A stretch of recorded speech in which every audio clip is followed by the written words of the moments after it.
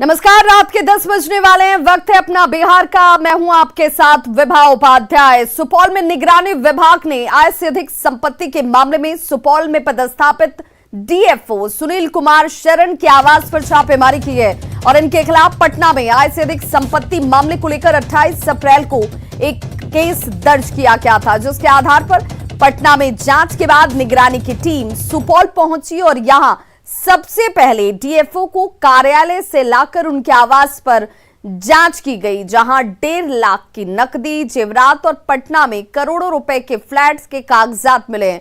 वहीं निगरानी ने उनके 12 बैंक खातों के कागजात को भी सीज किया है। तो ये तस्वीरें आपके टीवी स्क्रीन पर, जहां पर डीएफओ सुनील कुमार शरण के ठिकानों पर छापेमारी की गई। कार्यालय के साथ साथ आवास पर भी टीम पहुंची और कागजातों को खंगालती हुई नजर आई। इनके विरुद्ध लगभग 1 करोड़ 22 लाख के आय से अधिक संपत्ति का मामला दर्ज किया गया था, जिसमें अभी तक ये यहाँ पर 1 दर्जन के लगभग इनके बैंक अकाउंट्स जो इनके और इनके परिवार के सदस्यों के नाम पर है, लगभग इतनी ही संख्या में एटीएम कार्ड्स मिले हैं। इसके अलावा LIC में निवेश के कागजात हैं, लगभग जमीन और फ्लैट में 1 करोड़ के कागजात हैं जो यहाँ से मिले हैं। और तेजस्वी यादव का सनसनीखेज आरोप जो है वो सामने, मुजफ्फरपुर जेल को लेकर बड़ा आरोप तेजस्वी यादव ने लगाया है। जेल में कैदी से यौन शोषण का आरोप तेजस्वी यादव की तरफ से लगाया गया। ये सनसनीखेज आरोप, जेल में कैदी से यौन शोषण का आरोप तेजस्वी यादव ने लगाया है। पीएम को पत्र लिखने की उन्होंने जानकारी भी दी है। महिला कैदी से की जाती है बर्बरता, बात नहीं मानने पर रखा जाता है भूखा। जो कैदी यहां पर होते हैं, महिला कैदी, उनके साथ बर्बरता बरती जाती है और बात अगर नहीं मानी गई तो उन्हें भूखा तक रखा जाता है। बिहार में राक्षस राज है, तेजस्वी यादव ये कह रहे हैं। तो मुजफ्फरपुर जेल को लेकर बड़ा आरोप इस वक्त तेजस्वी यादव की तरफ से, ये सनसनीखेज आरोप जिसमें जेल में कैदी से यौन शोषण का गंभीर आरोप तेजस्वी यादव लगा रहे हैं।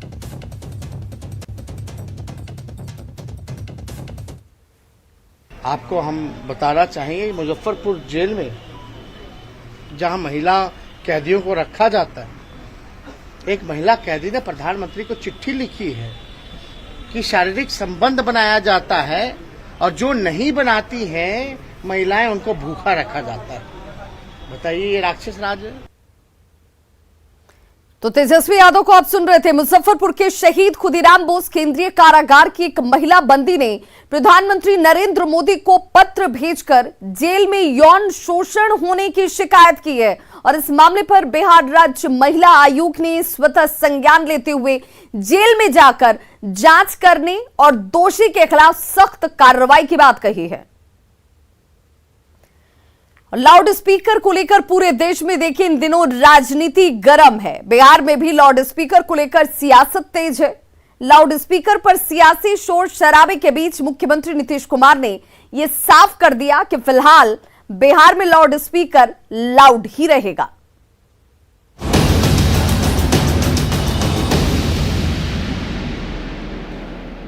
सबको अपना अधिकार है, करते रहते हैं अपना काम। सबको कैसे अधिकार है मुख्यमंत्री जी? हम लोग किसी भी धर्म के बीच में कोई हस्तक्षेप करते हैं कभी नहीं। लाउड स्पीकर धर्म का नहीं, जीवन का मसला है। लाउड स्पीकर को लेकर पूरे देश में इन दिनों बहस छिड़ी हुई है। बिहार में भी लाउड स्पीकर को लेकर सियासत तेज है। लाउड स्पीकर को लेकर चल रही बयानबाजी के बीच मुख्यमंत्री नीतीश कुमार ने बड़ा बयान दिया है। सुनिए लाउड स्पीकर पर सीएम नीतीश कुमार ने क्या कुछ कहा है। यूपी में लाउड स्पीकर उतारा जाए, बिहार में भी मांग कर रहे हैं लोग कि लाउड स्पीकर होना चाहिए। अरे छोड़िए ना सब, एथेनॉल वाला बात, एथेनॉल का बात करिए, सब बेकार चीज है। अब बिहार में हम लोग का जो व्यू है जानते नहीं है। हम लोग किसी भी धर्म के बीच में कोई हस्तक्षेप करते हैं कभी नहीं। सबको अपना अधिकार है, करते रहते हैं अपना काम। चंद घंटों के बीच सीएम नीतीश कुमार दूसरी बार लाउड स्पीकर पर मुखर हुए। शुक्रवार को जीतन राम मांझी की इफ्तार पार्टी के दौरान भी नीतीश कुमार ने लाउड स्पीकर के मुद्दे को फालतू और बेकार बताया था।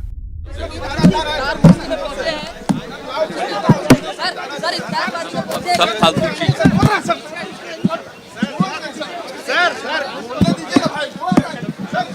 इन सब चीजों से हम लोग सहमत नहीं। क्या चीज है सर? लाउड स्पीकर वाला। सर, लाउड स्पीकर वाले पर क्या कहना है?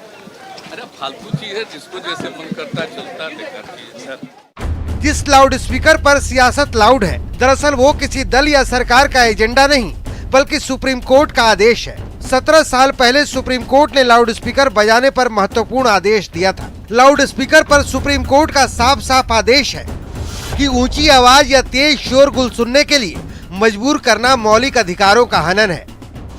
हर शख्स को शांति से रहने का अधिकार है।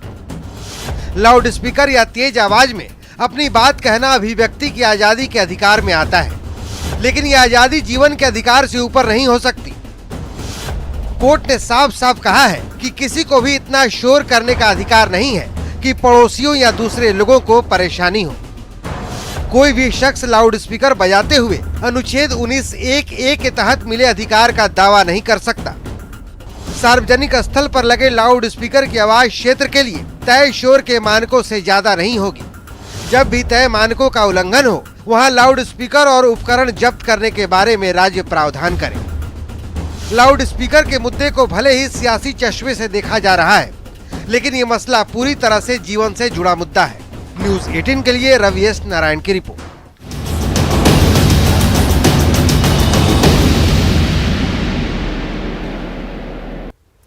तो लाउड स्पीकर विवाद पर नेता प्रतिपक्ष तेजस्वी यादव ने भी तंज कसा है। तेजस्वी ने पूछा है कि बुलडोजर और लाउड स्पीकर की बात होती है, लेकिन बेरोजगारी और किसान मजदूर पर कोई बात क्यों नहीं होती। साथ ही लोगों को गुमराह करने का भी आरोप तेजस्वी यादव ने लगाया है। किस पे बात हो रही है? बुलडोजर पे बात हो रही है लाउड स्पीकर पे। बेरोजगारी पे क्यों नहीं बात होती? महंगाई पे क्यों नहीं बात होती है?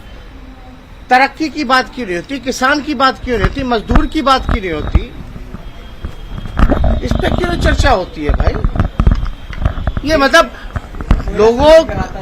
लोग जो है गुमराह किया जा रहा है। जो असल प्रश्न है, जनहित के मुद्दे, उससे लोगों को भटकाया जा रहा है।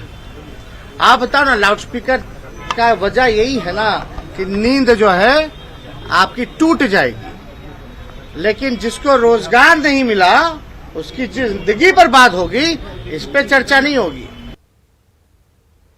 और न्यूज 18 बिहार झारखंड का डंका बजा है। एनबा अवार्ड 2021 में ये डंका न्यूज 18 बिहार झारखंड का बजा है। बेस्ट इन डेप्थ सीरीज में ये अवार्ड हासिल हुआ है न्यूज 18 बिहार झारखंड को। कितना बदला झारखंड प्रोग्राम को अवार्ड हासिल हुआ है।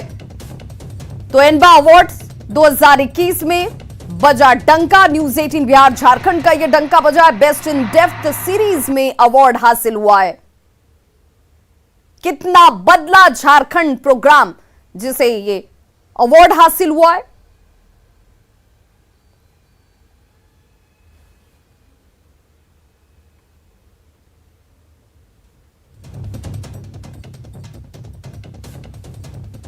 और पटना से बड़ी खबर इस वक्त आ रही है। इंजीनियर का वीडियो वायरल होता हुआ सामने आया है। शराब पीने का यह वीडियो वायरल हो रहा है। हरेंद्र कुमार उपाध्याय इंजीनियर का नाम, जिनका वीडियो इस वक्त वायरल हो रहा है। बुडको और बांकीपुर अंचल में ये इंजीनियर कार्यरत है। पुलिस ने नहीं की अब तक किसी तरह की कार्रवाई। जो बड़ी खबर इस वक्त सामने आ रही है, इंजीनियर का वीडियो देखिए इस वक्त आपके टीवी स्क्रीन पर भी, जो वायरल हो रहा है। शराब पीने का ये वीडियो है जो इस वक्त बेहद तेजी से वायरल होता हुआ, लेकिन पुलिस ने अब तक कोई कार्रवाई नहीं की है। हरेंद्र कुमार उपाध्याय जो तस्वीरों में आपको सफेद शर्ट में नजर आ रहे होंगे, बांकीपुर अंचल में ये कार्यरत है बतौर इंजीनियर के पद पर। पुलिस ने हालांकि अब तक इस वायरल वीडियो को लेकर किसी तरह की कार्रवाई नहीं की है। खबर गोपालगंज से, जहां पर उत्पाद विभाग की टीम ने हरियाणा के 3 शराब तस्करों को गिरफ्तार किया है। साथ ही कार से 5 लाख की विदेशी शराब को बरामद भी किया गया है। जब्त शराब की खेप हरियाणा के रोहतक से मुजफ्फरपुर भेजी जा रही थी। उत्पाद विभाग की टीम को यह सफलता गोपालपुर थाना क्षेत्र के सोनहुला के पास वाहन जांच के दौरान मिली। गिरफ्तार शराब तस्करों में हरियाणा के पानीपत जिले के पाथरी के रहने वाले बीर सिंह, रोहतक के धर्मवीर तथा सोनीपत के दीपक मलिक शामिल हैं। उत्पाद विभाग की टीम ने इन तस्करों से पूछताछ करने के बाद मुजफ्फरपुर और हरियाणा के नेटवर्क को खंगालना शुरू कर दिया है।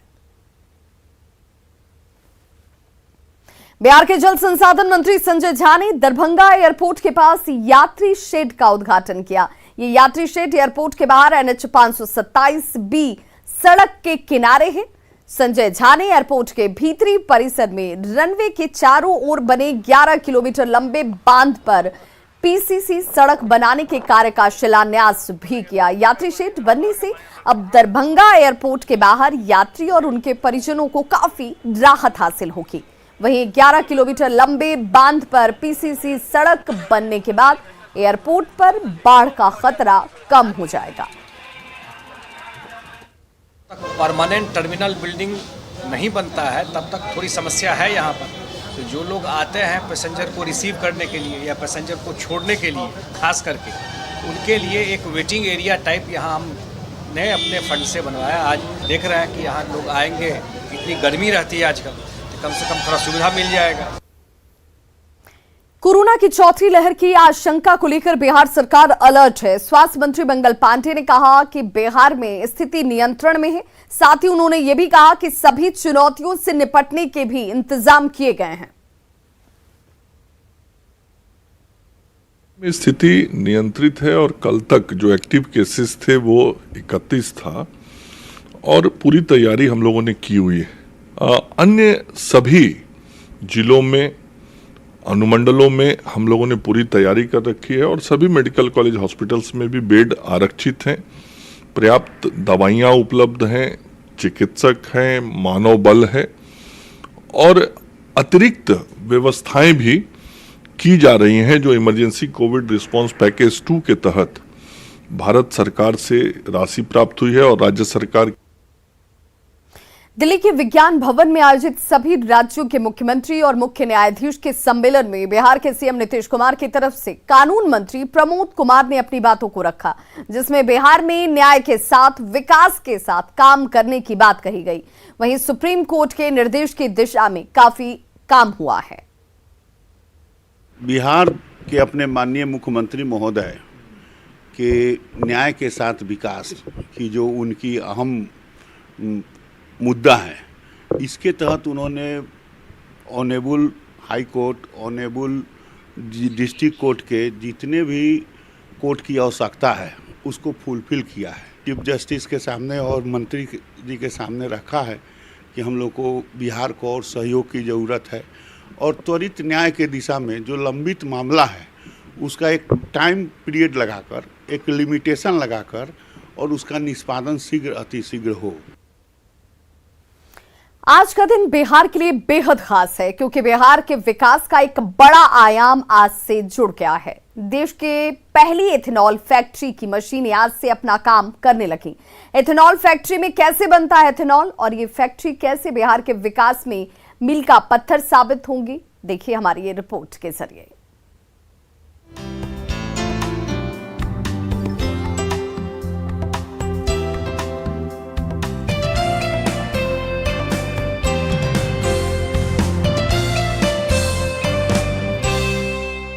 यही हमको अभी दिखाए एथेनॉल, हमको इतना अच्छा लगा देखने में। यही एथेनॉल अब पूर्णिया के इतने बड़े प्लांट में तैयार होगा।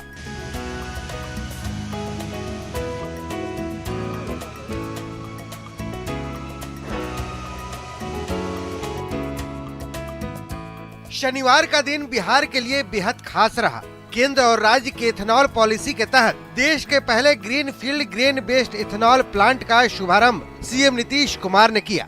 उद्घाटन के बाद मुख्यमंत्री ने पूरी फैक्ट्री को बारीकी से देखा। इथेनॉल कैसे बनता है, इसे बनाने का पूरा प्रोसेस क्या है, सब कुछ ध्यान से समझा।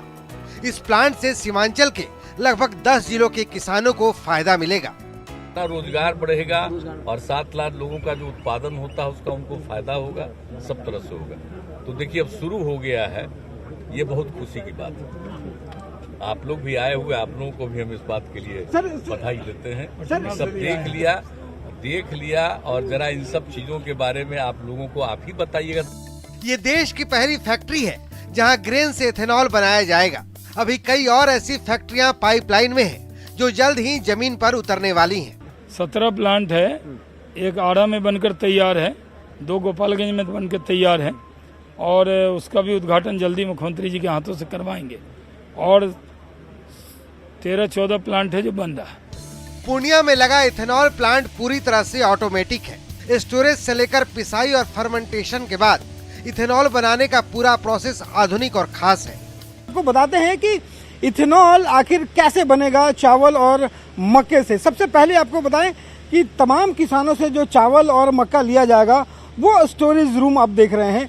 वो स्टोरेज जो यहाँ पे देख रहे हैं 2 बनाए गए हैं, वहाँ पे स्टोरेज होगा और स्टोरेज के बाद उसके ठीक पीछे जो मशीन लगाई गई है, आपको अगर दिखाएं कि यहाँ पे ठीक यहाँ पे इसके पीछे जो मशीन लगाई गई है वहाँ पे इसकी कुटाई होगी। जिस ढंग से उसकी पिसाई होती है वो एक ढंग से आटे का शक्ल में दिया जाएगा और आटे के शक्ल में देने के बाद उसके ठीक उसके बाद जो है वो दूसरे टैंक में ले जाया जाएगा जहाँ पे इसे फर्मेंटेशन किया जाएगा। फर्मेंटेशन लगभग 24 से 48 घंटों का होता है।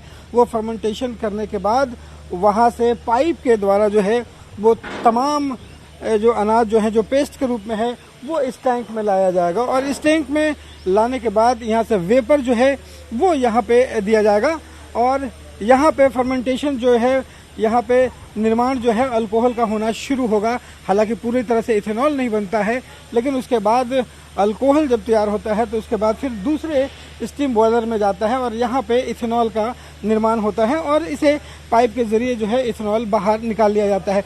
सबसे खास बात इसमें यह है कि यहाँ पे जो वेस्ट बच गया है, जो इथेनॉल निकालने के बाद जो वेस्ट बचता है वो भी बेकार नहीं जाएगा। वो जानवरों का चारा और खाने के लिए जिसमें प्रोटीन होता है उसका काम में आएगा। और आपको बता दूं कि इस पूरे प्लांट में वो जहाँ पे एक आप देख सकते हैं कि टैंक लगी हुई है, वहाँ पे वो जो तमाम वेस्ट पदार्थ हैं वो निकाले जाएंगे और वहाँ से सॉलिड मात्रा में जो तमाम वेस्ट हैं वो निकल करके आएंगे जिसका पशुओं के चारे के लिए इस्तेमाल किया जा सकता है। तो कुल मिलाकर के कहें कि हर एक जो पदार्थ है उसका समुचित उपयोग किया जाएगा।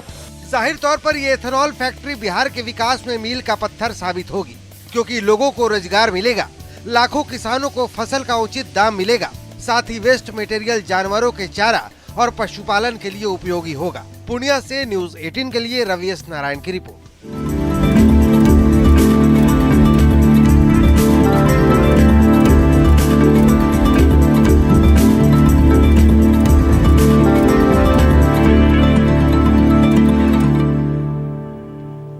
पटना के आरजेडी ऑफिस में नेता प्रतिपक्ष तेजस्वी यादव के नेतृत्व में बैठक हुई। मीटिंग में पार्टी के विधायक, पूर्व सांसदों के साथ कई पदाधिकारी भी शामिल हुए। बैठक का मकसद सभी पंचायत स्तर से लेकर विधानसभा क्षेत्रों में अधिक से अधिक सदस्य बनाना है। आरजेडी का साल के आखिर तक 1 करोड़ नए सदस्य बनाने का लक्ष्य है और इसी को लेकर सभी विधायकों को अपने विधानसभा क्षेत्र में करीब 50,000 नए सदस्य बनाने का टारगेट दिया गया है।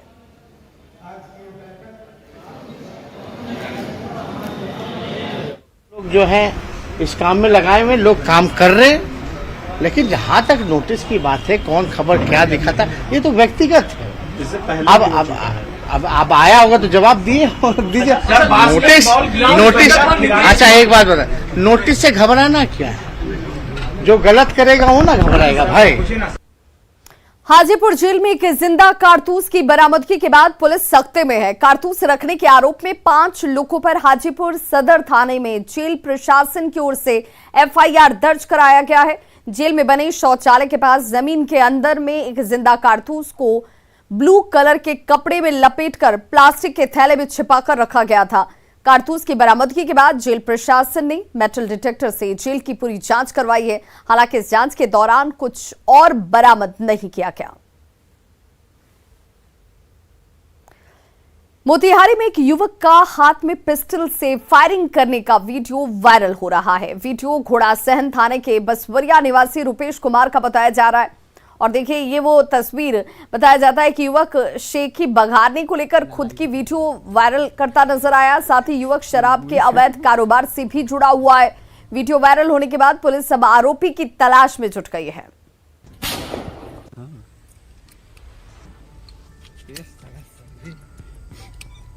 युवक का देखिए पिस्टल से फायरिंग करने का ये वीडियो वायरल हो रहा है। बसवरिया के रुपेश कुमार का ये वीडियो बताया जा रहा है और अब पुलिस फिलहाल इसकी तलाश में है।